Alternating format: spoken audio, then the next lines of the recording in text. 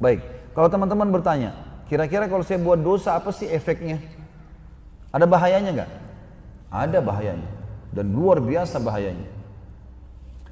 Di dunia akan datang bahaya yang berat, nanti kita sebutkan poin demi poin.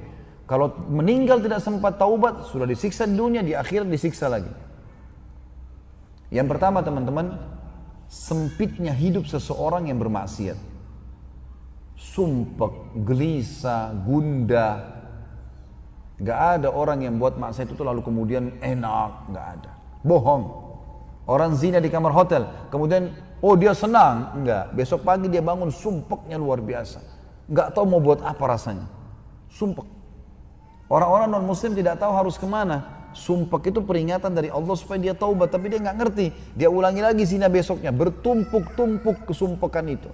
Bahkan akhirnya ujungnya dikuasai oleh syaitan, akhirnya bunuh diri atau bunuh orang atau malah mabuk-mabukan yang berlebihan dan seterusnya. Allah berfirman tentang masalah ini, sempitnya hidup dan akan ada kegundahan, kegelisahan. Tidak ada dosa yang tidak mengalami ini teman-teman sekalian. Di dalam Al-Quran surah Toha, surah nomor 20 ayat 124. Surah Toha, surah nomor 20 ayat 124. Bunyinya, A'udzubillahi minasyaitonirrajim. Wa man a'rada an dzikri fa inna lahu ma'isyatan dhankan wa nahsyuruhu yaumal qiyamati a'ma. Dan barang siapa yang berpaling dari peringatanku, maksudnya kata ulama tafsir berbuat dosa. Allah suruh sholat nggak mau sholat. Allah suruh jujur malah bohong. Ya. Dia berpaling dari peringatan Allah. Maka sungguhnya baginya penghidupan yang sempit. Kata ulama, sumpek, sedih, permasalahan yang tidak ada ujung-ujungnya.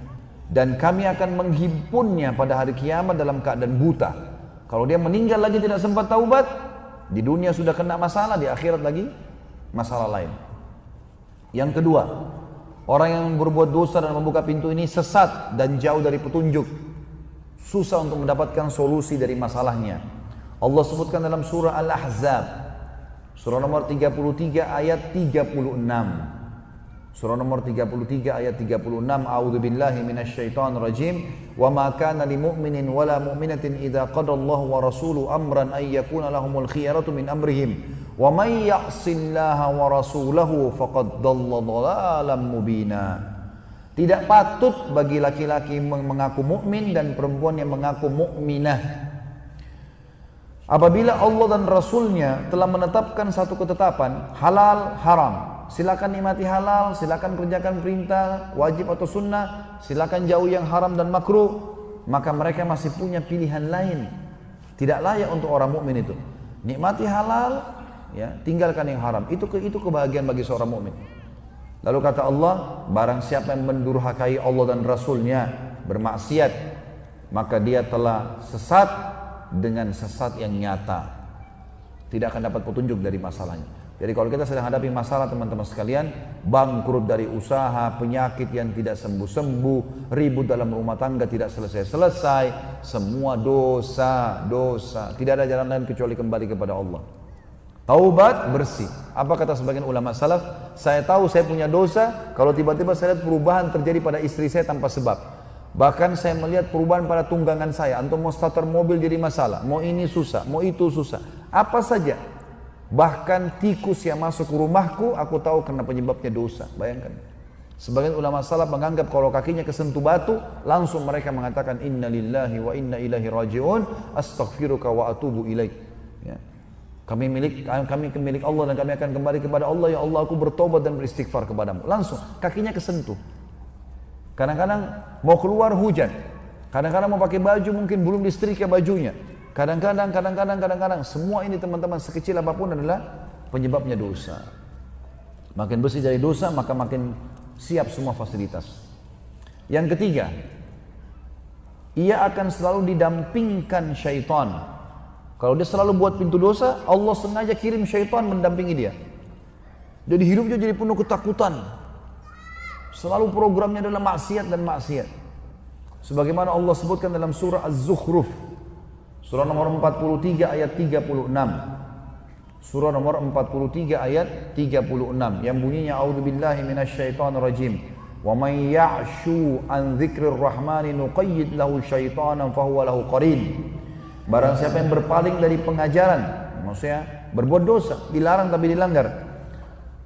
Barang siapa yang berpaling dari pengajaran Tuhan yang Maha Pemurah, Al-Quran, sengaja buat dosa dan melanggar apa yang ada dalamnya, kami akan adakan baginya syaitan yang menyesatkannya. Maka syaitan itu akan menjadi teman yang selalu menyertainya. Yang keempat, terancam masuk neraka kalau tidak sempat taubat di akhirat. Sebagaimana Allah Subhanahu wa taala menjelaskan, kalau taubat, kalau meninggal tidak sempat taubat ini lebih berat lagi. Dalam surah An-Nisa, surah nomor 4 ayat 14. A'udzu billahi minasyaitonir rajim. Wa may ya'sillaha wa rasulahu wa yata'adda hududahu yudkhilhu naran khalidan fiha wa lahu 'adzabun muhin. Dan barang siapa yang mendurhakai Allah dan Rasulnya, maksudnya bermaksiat dan melanggar ketentuan-ketentuannya Allah, niscaya Allah memasukkannya ke dalam api neraka sedang ia kekal di dalamnya dan baginya siksa yang menghinakan. Juga dalam surah Jin, surah nomor 72 ayat 23. Surah Jin surah nomor 72 ayat 23. A'udzu billahi minasyaitonir rajim. Illa balaghan minallahi wa risalatihi wa may ya'sillaha wa rasulahu fa inna lahu nara jahannama khalidina fiha abada. Akan tetapi aku hanya menyampaikan peringatan dari Allah, kata Nabi SAW, dan risalahnya. Dan hati-hatilah, barang siapa yang mendurhakai Allah dan Rasulnya, dilarang tetap dilakukan, sesungguhnya baginya neraka jahannam, mereka kekal di dalamnya selama-lamanya.